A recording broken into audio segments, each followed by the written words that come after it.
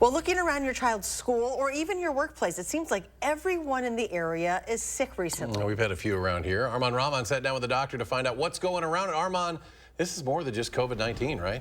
That's right. About 1 in 6 emergency room visits in the county right now are due to all respiratory illness. And the doctor I spoke with says it's not only COVID, the flu and RSV that are high, but other respiratory viruses they don't track.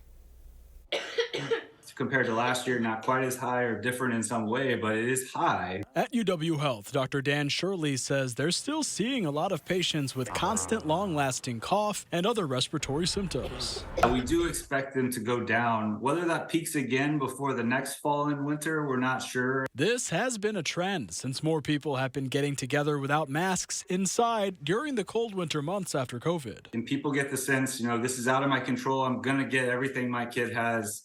And everybody that is sick at work is going to spread it around. We know from COVID that we can make an impact on some of these things. So say you start feeling a little crummy, but if it could be so many different illnesses, how serious should you treat it? Number one is to make sure you don't have COVID. The start of that is to stay home when you have symptoms that seem like COVID or some other respiratory virus. Because these other ones are also contagious, just like COVID. After making sure you're negative for COVID, Dr. Shirley says to check with your doctor if you have influenza, because some people need treatment for it. It's not harmless just to kind of spread around respiratory viruses without any control. Don't believe that just because it's not COVID, you should muscle through it, because people with weak immune systems often can't. You still may get some respiratory virus in a season. But the fewer the better for everybody, as far as keeping people at work, keeping people at school.